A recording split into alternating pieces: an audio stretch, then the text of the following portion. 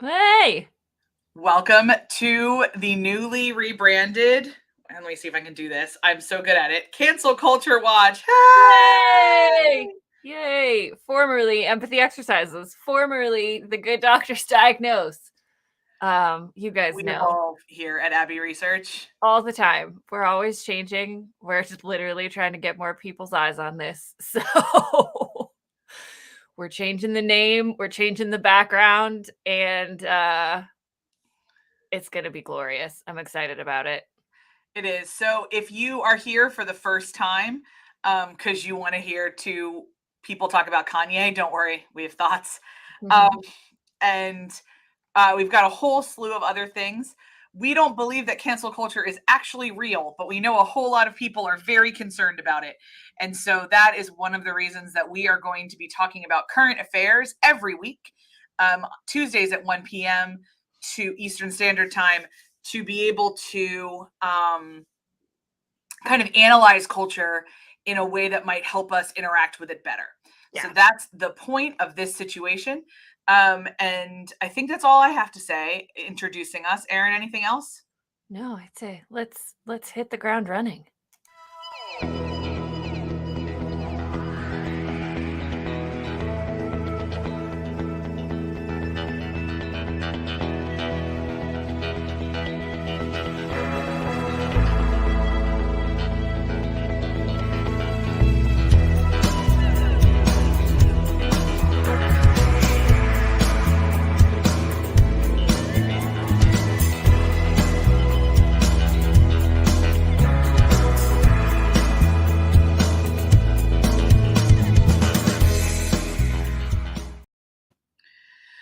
All right. So first up, we have our previous story updates.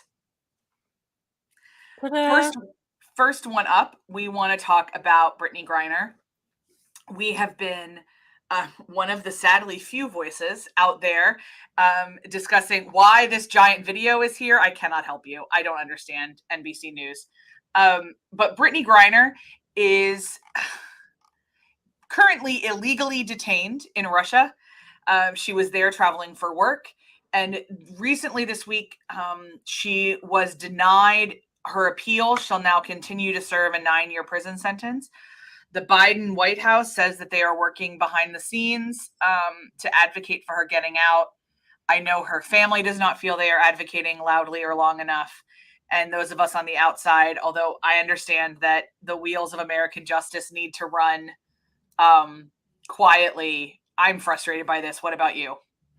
Yeah. I mean, I think it's one of those, ironically, we were just talking about it, sneak preview for our next episode of The Handmaid's Tale. We were talking about, kind of the push and pull between how quickly or not quickly governments can work, and how, even though that's the reality, it's still really, really frustrating for the human persons that love the person or persons that are being impacted by it.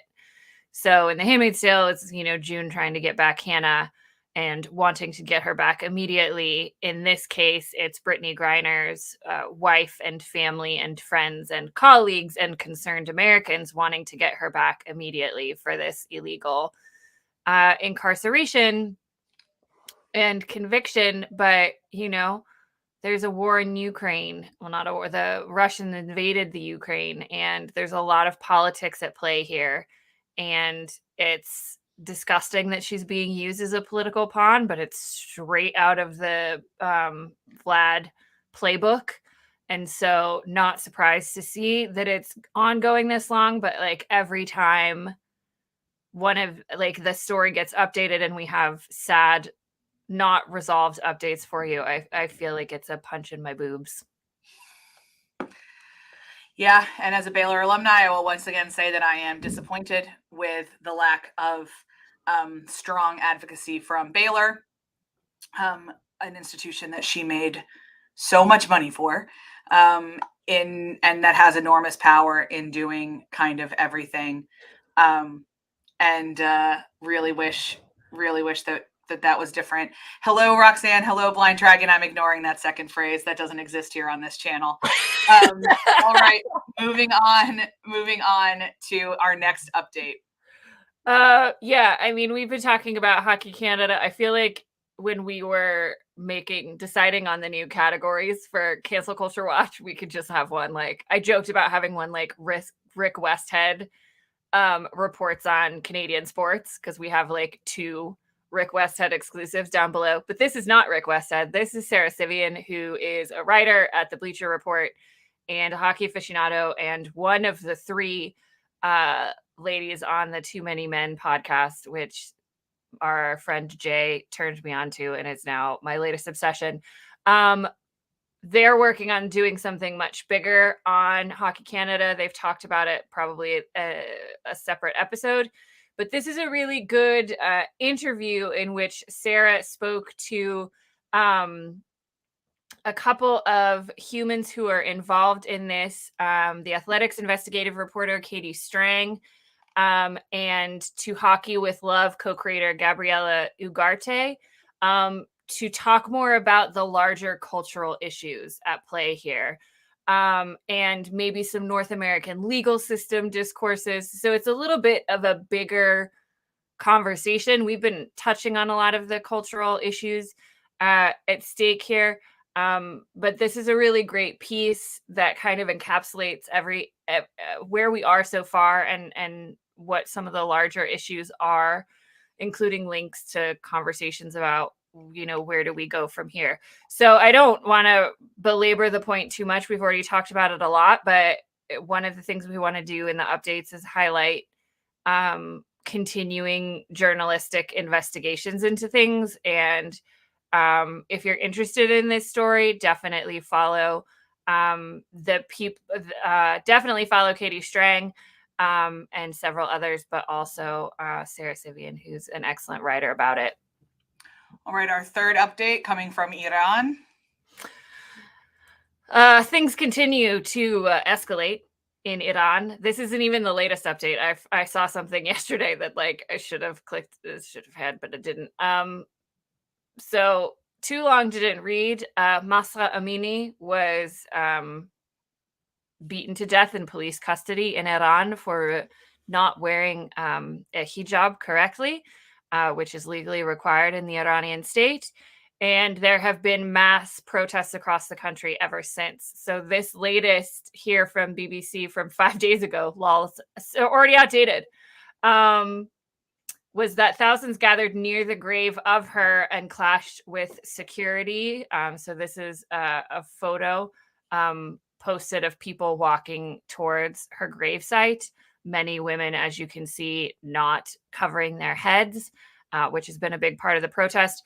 But, this is an update just because we want to make sure people are still talking about Iran, because not a lot of people are in the United States news sphere. And so our updates are often going to be like, hey, there's a whole world. Please look at it. One of the news pieces I saw yesterday was a group of students at a school in Iran breaking down the gender segregated barrier between the boys and the girls. So this is an ongoing protest. And, are they going to overthrow the Shah and the Ayatollah? Probably not. But we're keeping an eye on it. Crazier things have happened. I mean, Arab Spring happened. So we're just going to keep talking about this because we want to be people that keep talking about Iran. We're also going to be people that keep talking about Brazil. So I'll say our kind of theory, as we were watching a lot of Brazilian insiders, was that Lula was going to win all along. And the question wasn't if Lula won. The question was going to be, what were Bolsonaro and his people going to do when Lula won? Yeah. And that question is still interesting because we're still in the very recent aftermath of Sunday's election, in which Lula da Silva, former president, Lula da Silva, did win the Brazilian election. So what is happening down there now, Erin? Oh my gosh. I have spent so much time trying to keep track of what's happening in Brazil. And thankfully some wonderful Western reporters down there.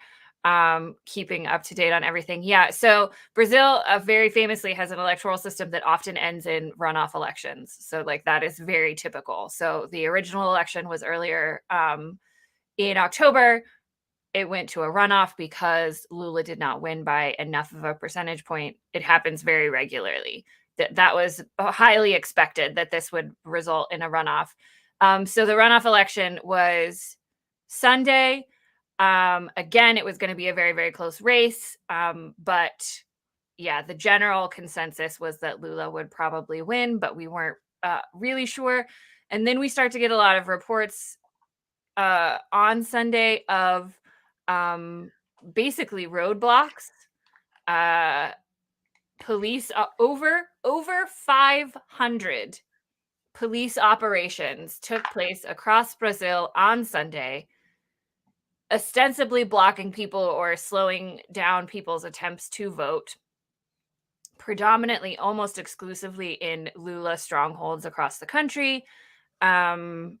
We have evidence that these operations were planned in the presidential palace, so therefore very conceivably with the authority and permission of outgoing President Jair Bolsonaro. He has yet to concede the election, which Lula won by like less than a full percentage point, I think, or just close to a full percentage point. He's disappeared. He has left the presidential palace. He has gone off social media. Nobody's heard from him. Lots of speculation yesterday evening that he had spent all day yesterday planning military operations in the presidential palace. We don't know what's happening. This is the most recent update I could get, y'all, and it was from 6 hours ago and it's probably outdated. But there were 342 roadblocks put up by pro-Bolsonaro supporters across the country, blocking major arteries, particularly between Sao Paulo and Rio. So we're keeping an eye on it. This has massive consequences for the world. Brazil has been effectively cut off from Western geopolitics because of Bolsonaro's policies. Most Western leaders have like severed ties. So they were very quick to congratulate Lula on Sunday. President Biden, I don't remember who the new prime minister is in the UK because they go through them so quickly. But Emmanuel Macron, Sunak? Yeah, it should be Rishi. Yeah, Rishi Sunak. Yeah. So like a flood of congratulatory letters arrived on Lula's desk Sunday evening. It has huge consequences for climate change and the Amazon because Bolsonaro hates indigenous people and hates the Amazon and loves money. So it has major ramifications for the rest of the world. The only person I saw talking about it yesterday was Rachel Maddow. God bless her. But it also has major implications for kind of, and Rachel's argument, like the legitimacy of elections, and whether we are becoming societies that do not believe elections can ever be legitimate, because that is the argument that people like Trump and Bolsonaro are making. Bolsonaro 100% used Trump's playbook for the last 6 months. He's been talking about how this election was stolen and the results would be fraudulent. So it's a massive story, and Brazil is crazy, y'all. And Kristen and I love it. And someday we'll go there and, you know, take you all with us via our cameras. Yeah, it's but keep an eye on it. It's going to be a lot. It's going to be a lot. Yeah. So that concludes our updates section of the video. Our next category is one we are affectionately calling Not All Men, but Definitely This Fucking Guy. And from a meme we send each other all the time that I will see if we can get uploaded and we can do screens, whatever, little transitioning things. We have lots of plans. There's probably going to be music. Like, we're so excited. We're big plan for Cancel Culture Watch. Yeah. So, but here we go on this fucking guy. The first one is Ivan Reitman. So he's a director that has directed a lot of things. And Anna Faris I think this is a really fascinating interview. It's on her podcast, which is called Unqualified. And she's in a conversation with Lena Dunham, who was like public enemy =1 for a long time. And I'm appreciating her kind of way that she's navigating through that. But Anna shares the story from when she was filming the movie My Super Ex-Girlfriend with Ivan Reitman, that Ivan would, let me make this here. The idea of attempting to make a comedy under this reign of terror. He was a yeller. He would bring somebody down every day. And my first day, it was me. She had a wardrobe malfunction. He screams a lot. He grabbed her. Later, he slapped my ass too. And that was a really weird moment. Reitman died this past February. And there has been several folks since his death that have come out and kind of said he wasn't a pleasant filmmaker, especially to women, especially to women whose roles were written as sexual objects, which Anna has frequently played. And she speaks about that pretty routinely. So we're not big believers in the you can't speak ill of the dead situation. This is not an accountability. We have a section later on accountability. We can't hold Ivan accountable because he has passed. But what we would like to point out is that she didn't say anything at the time. And Lena pushes a little bit and says, why didn't you ever bring it up? And Anna says, what good would it have done? Like, he had all the power on the set. Yeah. And also, I was treated this way so often on so many other sets, it didn't even occur to me on some level it was wrong. I just felt angry and hurt and weird. Yeah. And I think that's so often the case with survivors of any sort of harassment, verbal, physical, sexual, or a cocktail of all of them, is it just makes you feel weird and you don't really know what to do with it all the time. Yeah. And so you think it's normal, like, especially when it is the cultural norm to have this kind of power imbalance, particularly with different genders in Hollywood. Like, I'm sure she thought it was totally normal, especially if it was what happened on every set. So what is the point of complaining about something if that's the way things work? Yeah. So we just wanted to bring that up to remind everybody that that people don't come forward, that there's a lot around that. The next one is one of our marquee topics, and do I have thoughts and feelings on this gentleman. So the rapper formerly known as Kanye West just continues to lean into being himself. Oh, Lord, y'all. Definitely this fucking guy. Definitely this fucking guy. So we raised concerns earlier this year, as did many people, over his treatment of his ex-wife. Yeah, wasn't it this year? Because there was a football game involved, wasn't there? So. Oh my God. It was the Super Bowl. Oh my God, what year is this? How long is time? Yes, it was this year. The whole Kim truck situation was Super Bowl, I thought. Yeah. Yeah. Okay. All right, Yi. Okay, so we raised concerns earlier this year about Yi's behavior, stalking behavior, public manipulation behavior of his ex-wife, their children, his ex-wife's at the time lover. And at the time, it was a really interesting conversation because Britney Spears was in the news a lot about needing a conservatorship. And she was exhibiting significantly less chaotic behavior than this individual is. And absolutely no one is talking about a conservatorship for him. Nope. We follow a lot of Black women on Twitter that are very tired of people apologizing or blaming Yi's dead mother for his behavior. He is in his 40s, and you can now take accountability or be in a situation. You either need to take accountability for your actions in your past in your life, or you need to admit that you cannot do those things and should be in something like a conservatorship. Like, these are the two options. Correct. It took his most recent situation, for anyone who is not keeping up with this, which, again, like, you don't have to, that's what you have us for, is that he made some excessively anti-Semitic remarks. He and Candace Owens, who is also an instigator. I'm just gonna, she's a rabble she rouses rabbles. She does.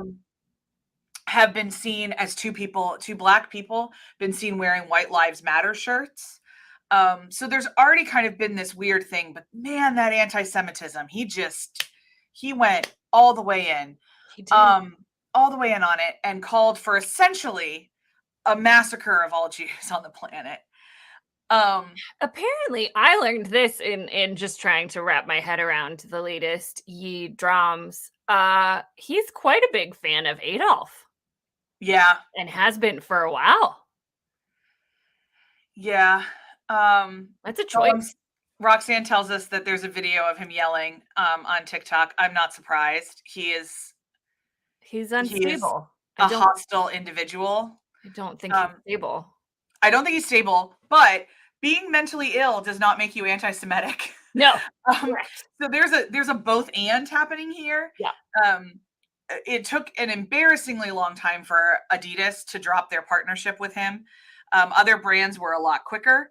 That all his behavior has lost him his billionaire status. I think I read somewhere that he stood to lose $2 billion in lost sponsorships because of his commentary. On the back of this, there was an incident this past weekend at the Florida State University of Georgia game where somebody posted did a light show on a building that you could see from the stadium that said Kanye is right about the Jews. There were protests on major American highways all weekend, especially the I-5 in Los Angeles, where there were signs Kanye was right about the Jews. Yeah. And this is happening frequently. We need to really quickly say Kanye is wrong about the Jews. Mm-hmm. Just wrong. Anti-Semitism is garbage and toxic and wrong. And it is something we take a very strong stand against here at Abbey Research and Abbey Color and Abbey Color companies in general. And so this is a great reminder to all of us that I don't want to hear that just because somebody isn't an elected official, they don't have an impact on politics. Oh, please. Yeah. I hope this is almost the death of that argument. Because this is obviously he has incredible sway in the emboldening of people to come forward. Yeah. And I mean, I think that the last thing I wanted to add to this is that, right, like this, we are seeing this dramatic rise and increase in anti-Semitism in the United States and calling for acts of violence against Jewish people and actual acts of violence. You know, we just had last week the 4-year anniversary of the Tree of Life, the shooting at the Tree of Life Synagogue in my hometown of Pittsburgh. And HBO Max has just released at the end of October a documentary about the Tree of Life shooting. And we haven't watched it yet, but we will, and we'll cover it. But in the trailer, they talk a lot about kind of the context of rising anti-Semitism and public, visceral, violent anti-Semitism that has come from led into Tree of Life and come out of Tree of Life. So that contextually, we break up Yi into categories, right? But contextually, he is in this particular story exemplifying a very alarming growing trend of anti-Semitism.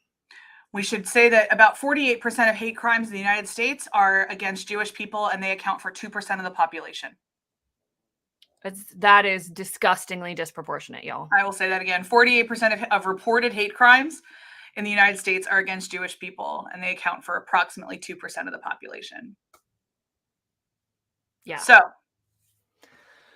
you came to us to hear about Yi. We've talked about Yi. Now we're going to move on to some really good examples of why representation matters, and actually some happy stories and movements in that direction. Anytime we can celebrate representation here on Cancel Culture Watch, we certainly try to. So first up is a really fun story from the U.S. Mint. Amazing. Continue. Go.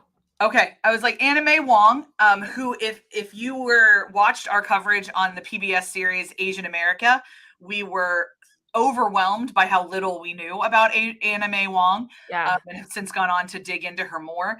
She is considered the first Chinese American film star, and she will be the very first Asian American to be featured on U.S. currency. Aaron, our coin collector, is real excited about this.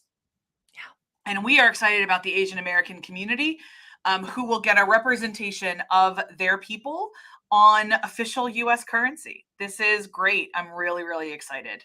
Yeah, and I mean, if you think like, oh, it doesn't really matter to have it on a coin, all of these visual symbols of our national identity impact on us, and Yep. most of us don't. Many of us don't use money, but we know and reference money, and we understand that money has white men on it, and we understand that coins particularly have white men on them as well, and so we've seen a lot of change in coinage in the last 20 years. We had the Sacagawea dollar. We had, kind of changing faces on them. And this is a part of a 4-part series of putting women on, featuring on women, especially women of color on coins. So it makes an impact. It does, because it tells a story that these people are part of American history and what it means to be American, just as much as, Andrew Jackson and Ben Franklin and all that stuff. I also want to highlight really quickly the very first out gay football player at a historically Black college and university. Really, really proud of Hampton University's defensive back, Byron Perkins, who came out a couple weeks ago.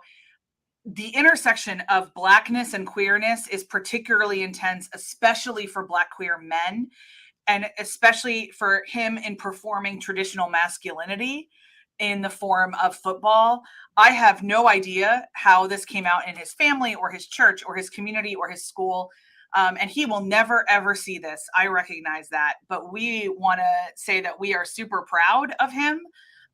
Really, really hopeful that he can provide a pathway for some other children and some other queer athletes. Every single time an athlete comes out as not straight in some way, shape, or form, or neurodivergent, or disabled in another way, like any time that an athlete especially comes out and says, hey, I'm different than you thought I was, and that's okay, we broaden the specter of how many humans can see themselves participating in sports. And this is beautiful and wonderful. And we just wish Byron all the best. I don't know much about Hampton University, except that it's an HBCU, but, therefore, and I don't have a whole ton of interactions with HBCUs. Would always love to have some more though, because I love a good HBCU. But it is just really, really, really exciting. And thank you to The Gist, our favorite aggregator on sports stories. So Thank you to The Gist for bringing this to our attention. So much. Yes. Speaking of firsts, the next and last one we have in our Representation Matters segment is that Kim Petras has become the first out trans artist to hit the number one on the Billboard Hot 100 with her collaboration with Sam Smith for the song Unholy. If you do or do not know, Sam Smith in the last few years also came out as non-binary. So they are now the first publicly non-binary artist to reach number one. So this is just all about representation, y'all. This is what it is. Like, what it means is people get to be themselves and decide what level of themselves they want to be public, especially as public figures. And especially now where trans rights and trans kids are under attack in this country from groups and politicians and rhetoric and conspiracy theories and all this nonsense, to have this representation is literally going to save lives, because the most important thing you can do for marginalized folks is say that they are seen and they are known and they are loved. And so hats off to Kim Petras and Sam Smith for doing this work. I haven't listened to the song. I think Paris Hilton has a cameo in it, so I should, because we love Paris. This is a pro-Paris channel. But yeah, this is what representation is all about, and it's why it's exciting, and we love to have happy representation stories to tell. Because now we need to turn our attention to Accountability Corner. Woo. And first up on the chopping block is the NHL. Also, I will say the MLB needs to be on here as well, and I'll just talk about that. Oh, the NFL, like they all do. So on. Hockey is for Everyone is the NHL's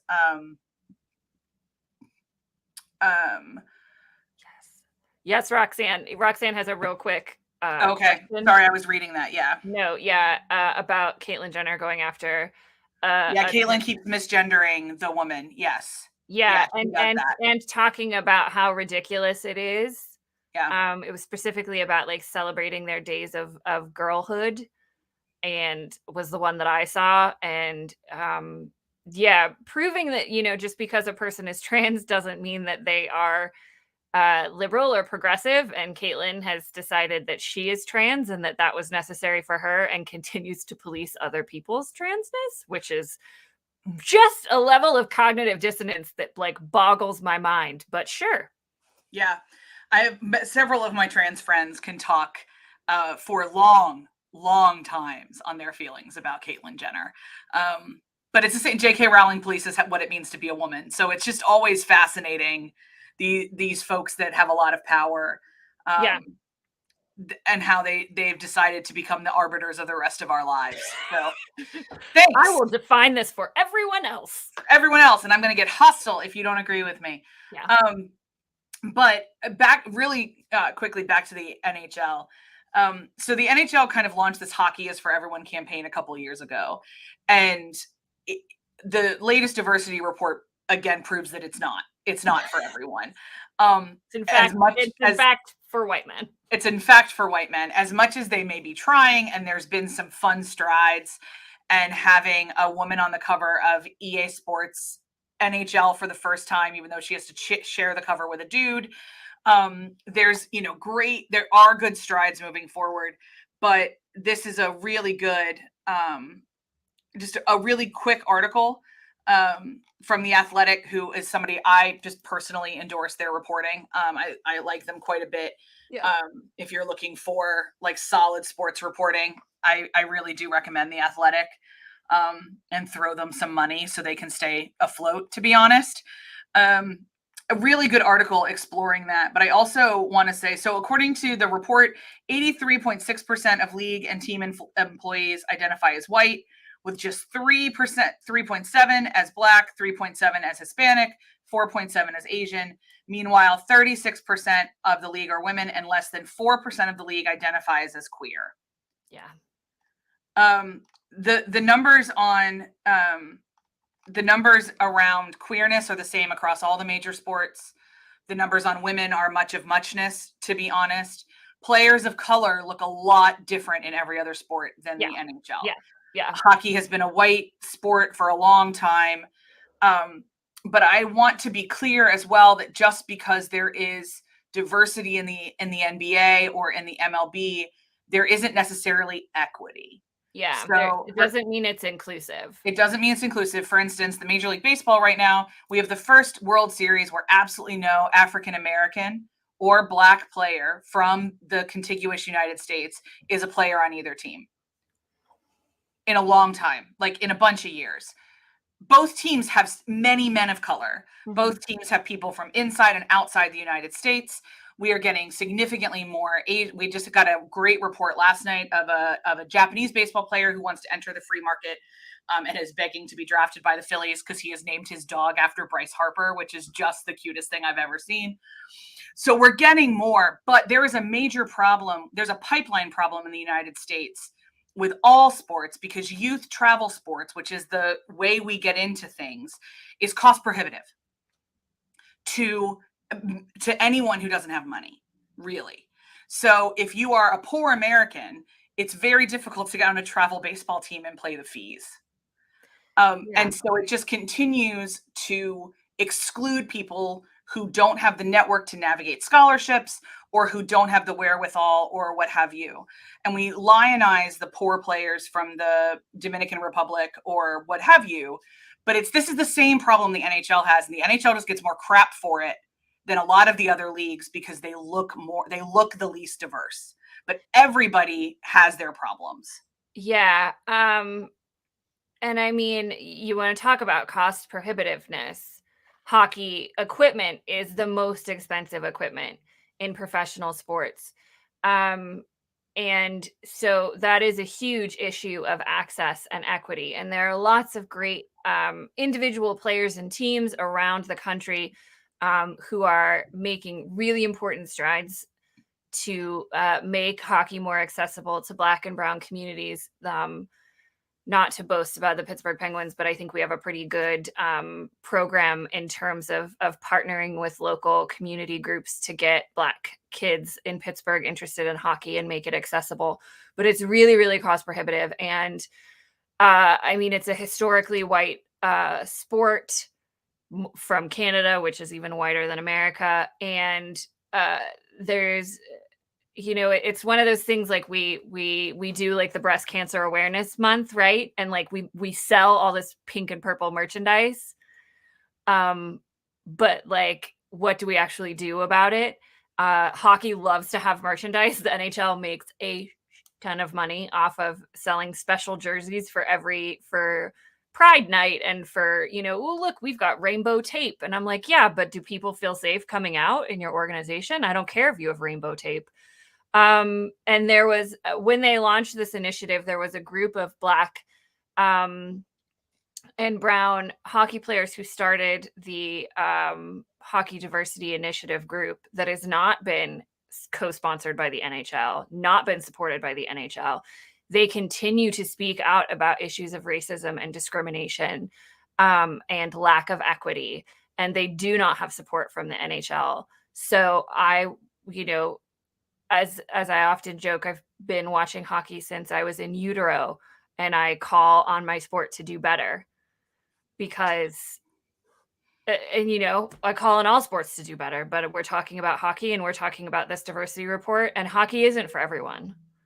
That's an aspiration, and Not a there's reality. Not a reality by any stretch of the imagination. When you have national broadcasters making jokes earlier this season about the only reason women watch hockey is because Tyler Seguin is attractive, hockey is not for everybody. Tyler Seguin is attractive, by the way.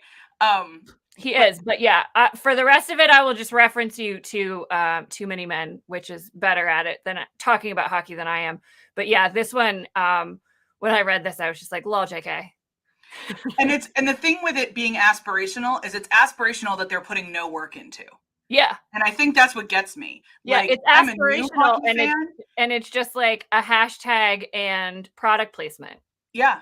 Like, I'm a new fan, and I've been doing cognitive dissonance with Major League Baseball since I was in utero. So like, I can get onto it for a long time. I mean, like, we don't have a salary cap, friends. Like, I can do it. But I wish that the NHL would stop pretending they'd arrived. Right. Yeah. So speaking of holding folks accountable, this one came to us I wasn't aware of this at all, and yet wasn't surprised by it even a little bit. Erin, tell us what you discovered about female bodybuilders. Yeah. Welcome to Accountability Corner, which is probably 9 times out of 10 going to be about sexual abuse or Canada in some way. Or Canada. So this is an expose in the Washington Post about the history of systemic exploitation of female bodybuilders. I really don't need to go into the specifics. It's pressuring them to pose for nude photographs, posting those photos to softcore pornography sites, manipulating contest results in favor of competitors. It's a laundry list. It's worth remembering that most women and other marginalized groups and non-binary folks are exploited in almost every industry, particularly where their bodies are involved, and our bodies are treated like commodities. And so, you know, you might want to judge why people participate in bodybuilding in the first place, but that is not for us to judge if it brings them joy. But there's not a lot of joy happening in female bodybuilding. So we're going to keep an eye on this investigation and keep holding these folks accountable. Oh, here we got from Roseanne that her niece just got a scholarship for weightlifting. We'll definitely make sure that she knows she's safe with you, and encourage her to speak very loudly to her coaches. And a reminder to everybody, and definitely that every school that has sports has to have a Title IX investigator, Yeah. coordinator, both in both high school and college. So be aware, maybe make sure that your niece knows that person's name. And we hope that that she finds joy in this in a way that makes her feel strong and powerful, and that her body is hers, and that no one takes advantage of that. Yeah. Yeah. And make sure, I think, you know, especially with young people, but make sure that they know that they have trusted adults they can talk to, because they will. And 100% make sure she understands what Title IX is, what is included in Title IX, because it goes way beyond just like, equity and harassment and all these things. There's a lot in Title IX, and who she can talk to about it if an issue comes up. But I hope, congratulations on getting a scholarship. She must be really good at it. That's awesome. Yeah. I can lift a soda can. So very impressive. Another thing, another Canadian entity we need to hold accountable, Water Polo Canada. Sure. This wasn't on my bingo card, Erin. No, but I'm telling you, Rick Westhead, who is a TSN reporter who has done a crap ton on Hockey Canada, is just hitting all the hockey or all the Canadian sports leagues.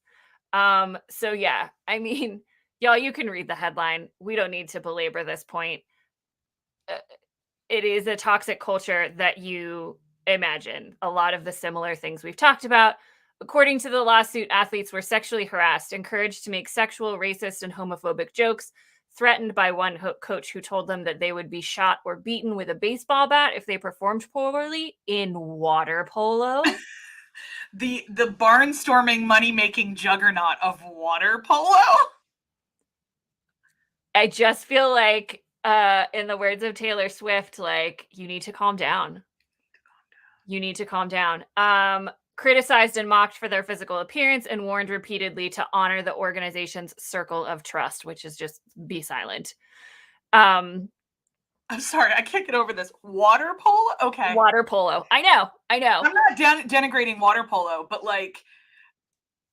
But this is what we mean when we say that rape culture is systemic. And rape culture is more than just rape, obviously. It is all of the things that lead up to the permissibility of rape and sexual assault and harassment and belittling and body shaming and. This is what we mean when it's systemic. It's even in water polo. It's in water polo because humans play water polo, and rape culture is everywhere. Yeah, this one I was like, oh, for fuck's sake, Canada. Like, Canada is just cleaning out all the closets right now, y'all. But go with God. We will be reporting about all these skeletons. And speaking of reporting on skeletons in Canada, Rick Westhead at it again. There is now going to be a parliamentary committee to hear testimony from survivors of abuse in sports. Good. You guys have a long list of sports and people who are victims and survivors of said sports that have been sponsored by national organizations. So, like, snaps to Parliament in Canada for joining us in Accountability Corner and saying that they're going to hopefully take accountability for what's happening, or at least figure out what's happening. Whew! So we will keep an eye on obviously on that hearing and what comes out of it. And it's not going to be good stuff, but hopefully we can get enough information out of folks to hold people accountable and make change. Yeah, and just a reminder to everybody, one of the reasons that like this kind of stuff doesn't often happen in the United States is that we have a lot less state-sponsored sports. Yeah. So like the only stuff we sponsor is Olympics. So there was a congressional hearing about the USA Gymnastics, and they did the survivors, Simone Biles and Ali Reisman, they did go to Congress and testify. Yeah. And we've covered that in the past. If you're interested in our discussions around USA Gymnastics, Google Athlete A on our YouTube channel and have fun. We love to talk about institutional systemic abuse, man. It's a hobby horse. It's really a hobby. It's really a hobby. But sometimes people get criticized and then they respond appropriately. And one such person is our queen, Taylor Swift. I've saved this for this moment, but look what I bought. Oh, you bought the vinyl. Of course you did. Do you want to know why I bought it? It is a lavender marbled vinyl disc. Of course it is. This is a pro Taylor podcast, y'all. Pro Taylor. We are pro Taylor. I'm actually in line right now with Ticketmaster to become a verified fan so I can buy tickets to the tour. We are a pro Taylor podcast. But she hit a bit of a bump in the road with the launch of Midnight's. And she's not perfect because nobody is. And so that's the point of this. Yeah. So the album that she just released is essentially 18 songs, if you get the full edition, 18 songs of her own self-loathing. Yes. And one of the songs, Anti-Hero, is essentially saying to everybody, why the hell do you like me? Like, I'm a mess. Like, why do you like me? And in the video that she directed, her self-concept, she's talking to her self-concept, and on the scale comes up the word fat. Mm-hmm. Now, she was very, she kind of, had stated in other venues and did a TikTok about it or something. I can't remember exactly how this came out. But in her mind in that moment, it wasn't a judgment on anyone else. And it wasn't saying that fat was a bad word, but it was to her. And as soon as people started flacking back at it and said, no, Taylor, you're that's unnecessary. That was mean of you. That called us out in a bad way. That made us feel unincluded in your music. She edited the video. Yeah. And I think it's we talk about body image and body shaming here all the time because you're so gracious to talk about your own experiences. And I bring in my own experiences as a perpetually thin person, but every human in the United States especially has body shape and body weight issues and has at times disordered relationships with food and with eating. And she's been very honest about that. And the pressure that is put on her by the public and by the media as a blonde, pretty young pop star. She talks a lot about her legitimately disordered eating in the documentary Miss Americana. So I'm glad she listened and took it out. And I understand that it was upsetting and hurtful and triggering for some people, but I also think it's important to make this distinction that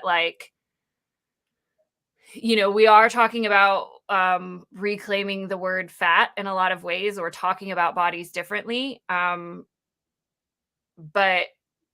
they think that distinction that was societally fat is something we have been told we should never be. And that is, she was reflecting those societal perceptions from her own self-concept. And when clearly, she's not fat in the video, and that's the point. But you can speak to more to this if you were upset as a person who identifies as fat, or you understand or whatever. But as the thin person on this, I wanted to say it does get murky for thin people too. It's not at all the same level of discrimination and stigmatization and exclusion from society at all. But it is a layer to this. Yeah, I don't watch music videos, so I was like, there's a music video. Angry. I know. I was like, we still make music videos? Fascinating. I think to a certain extent, her music is so personal to her. Yeah. Which is why we all resonate with it so much that I don't get as twisted with her doing stuff. Because I think on a certain level, she's been told that fat means bad. Then on one hand, I'm really tired of fat meaning bad. And I'm also really tired of a lot of thin people, their go-to criticism of themselves is that they're fat. Yeah. And that's exhausting. And so I believe it. I'm glad she changed the video because I think it really shows that she does listen. And this was a non-consequential thing to her. There's other ways to express self-loathing. Mm-hmm. And it wasn't a hill she needed to die on. And it was very important to other people. And so that's what you do. You bow. If it was a key, this is very similar to me with Lizzo, where it's oh, that wasn't a really important word for me in that song. I can change that word. Yeah. And so like, this is kind of how art reflects culture and culture changes art, et cetera, et cetera. I don't love it. I didn't retweet any protests for her to change the video. I did retweet a couple things that was just like, hey, this is something that's lame. And like, could we all stop using fat as a negative? Because it's not the worst thing that you can be. And I am tired of this conversation. And I know I'll be having it for the rest of my life, and I'm tired of it. So that's kind of where I'm at. But yeah, the final category we have is, we're entitling it really, people? Really? Really? Alternatively, make it make sense. We haven't landed yet. We're kicking around ideas. But this is going to be, obviously this is a long cancel culture watch because we've been away for a couple weeks. But the really people really is going to be kind of our soapbox du jour, if you will. So, my darling friend, this was your all caps screaming in the Slack. I'm tired of humans. Humans are exhausting. So tell me a story, please. So, several years ago, a U.S. Marine. Look at how sad and tired you've made Kristen. People, look at so tired. Look at what you've done to her. It was as we were leaving. We were leaving. A couple from Kabul. Here, I'll just make you don't need to see the picture. It's an AP article. It's really good. It'll be in the show notes. A couple from Kabul kind of like tried to get their baby to safety in a lot of ways, in the same way that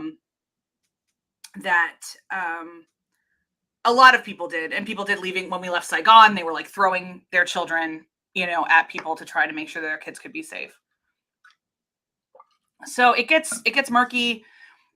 Adoption then is weird because the parents are still living, but you can't get in touch with the parents, and like everything's messy. Why I would like to, oh my gosh, with this story is that we have located the parents. The parents would like their child back. And the Marine is refusing to give the child back. And they are refusing to give the child back because they will not give the child back to a Muslim family, because they believe that the adoption of this child is an act of their Christian faith to save the child from hell.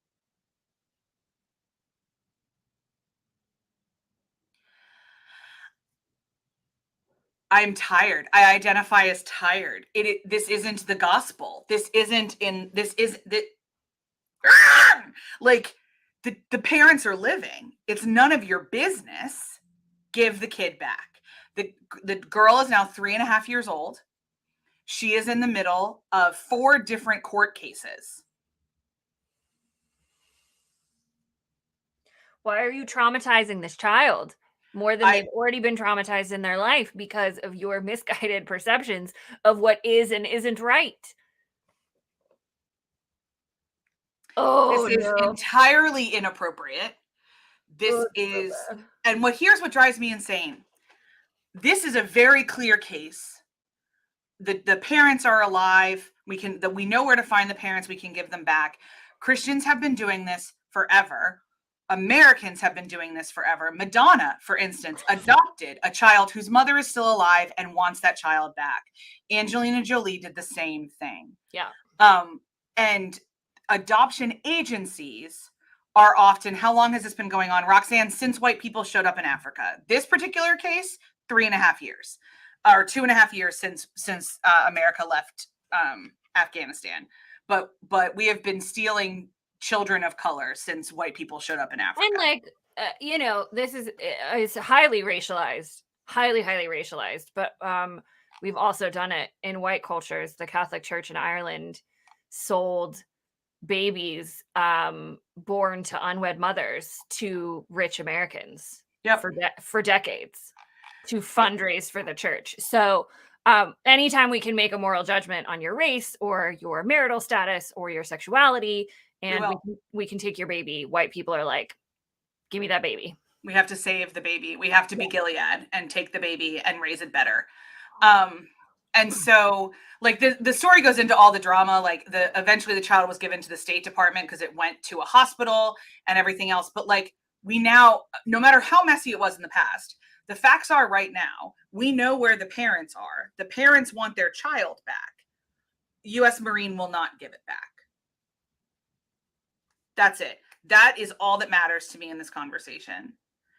But I wanted to rant about this because this is something that is not like necessarily like super prevalent in the circles that I run in, but it is known that a lot of adoption agencies make money on selling children whose parents are still alive and whose parents may very well believe they're going to get those children back. Because in kinship cultures, you may send your kid to live with a relative for a couple of years and then the kid comes back. And the adoption agencies do not explain the difference between legal adoption and kinship cultures to these parents. No. There is a massive push by cross-cultural adoptees in the United States to stop cross-cultural adoption. Not only because the usually white parents don't do the research on their child's culture. There are definitely parents that are different. There's a great TikTok of a white mama who has a black girl and how she has like learned hair and culture and food and everything else. But there are exceptions to this rule. But by and large, there is a massive movement of adoptees advocating for uniculture adoptions. Yeah. And I mean, we have like, it's just as you were talking about that, there's a statute in the United States called the Indian Child Welfare Act, which is in danger of being overturned, of being abolished, which specifically states that Indian children put up for adoption should recognize this kinship first. And so all attempts should be made to place the child with a relative, with a community member, with someone from the same tribal nation or clan, over anybody else. And you have to exhaust those opportunities first. And there's 2 cases in which white couples are protesting that ICWA is discriminatory. And it is in danger of, I believe, going to the Supreme Court and likely being overturned. So we have in the past kind of tried to course correct for this a little bit and understand that different cultural groups have different kinship systems. But by and large, white people be white people. And this, as somebody who is decidedly child-free, I have a really hard time having empathy with people that need a child so badly that they will disrupt other people's families. That they'll steal real difficult time with that. Because then there's just a lot of other ways to parent, and you need to check your own motivations. I think here, and there's other kiddos and things like that. But this made me incandescently angry. Oh yeah. And yet 0% surprised. Mm-hmm. And so, especially when I read that this is an act of Christian faith, I was like, oh, evangelicals. If we're categorizing, segmentizing things based on memes, this one is definitely that meme that's like the whites are at it again. Mm-hmm. And really, it is a very, very evangelical thing, adoption, cross-cultural adoption. Mm-hmm. And I have been to conferences where as a teenager, I was told to adopt children from Africa to save them from poverty, at least not this. It wasn't to save them from Satan. It was to save them from poverty. So like a couple degrees less egregious, but, I guarantee this person is connected with Liberty University, which is, started by the late Jerry Falwell, is now run by his son, and is a breeding ground for politically conservative evangelicals. And the current president is quite good friends with the Trump family. And they have a lot of culture on campus that is, I would say, not exactly biblical, but they would say is fully biblical. So it's one of those kind of places. That is the least shocking thing that you told me of that whole story. Oh, is that the Marine is connected to Liberty? Is that family is connected to Liberty. Mm-hmm. Yeah. So all that being said, humans continue to human. And we're going to continue to be here to talk about it. And we're going to keep watching it. We're going to keep watching it. Next week, I'm going to bow out and you're going to be in the capable hands of Aaron. I will be spending the afternoon with a women's group here in Philadelphia, talking to them about how they're not crazy, that bubble baths don't make them not tired. And speaking of that, I will also be giving that talk this weekend on a live stream. If you would like to hear about how the Puritans completely screwed us, and why we should, hold on, I'm pulling up the link, and how it is so terrible that, and we should be able to kind of like know what to do about it. I would love for you to join us on the live stream of this event. It's called Belief and Belonging. And it is $25 US. I'm going to go ahead and put it in the comments here, the link. $25 US to experience a half-day festival of a lot of people talking about what is belief and belonging, and not religious belief necessarily. But there will be some really great talks on a lot of the stuff we talk about here on the channel: Christian nationalism, religious identity, emotional identity, things like that. We would love to have you join us. Like I said, live stream. And I'm in the middle of the program, but every single talk is bangarang and I know that because I helped choose all of them. This is a passion project of Kristen and our dear friend and friend of the channel, Cheryl Wesley Young.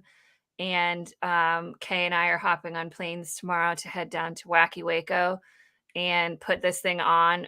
I'm so excited to be the house manager, as I have been deemed, and to lend my efforts to this. It is a phenomenal lineup. It's going to be a fantastic half day of conversation in a really, really authentically inclusive space. And so there are no requirements for what you believe or belong to come. We want you to come and be a part of it, because that is how we build communities. And we want to be those people that host events that are actually inclusive. And so Kristen and Cheryl have put their whole hearts into crafting this, and it's going to be a beautiful day. The live stream link will be available for 72 hours as well for everybody who's like, but Saturdays are my college football days. But Saturdays I have soccer practice for my kids. Cool. We totally get it. 72 hours, you'll have access to the link and all of the talks.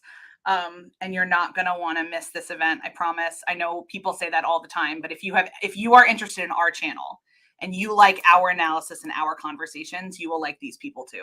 Yeah. And you will like what they have to say, and they will make you think in ways that we do, hopefully. So there's a pretty close connection here.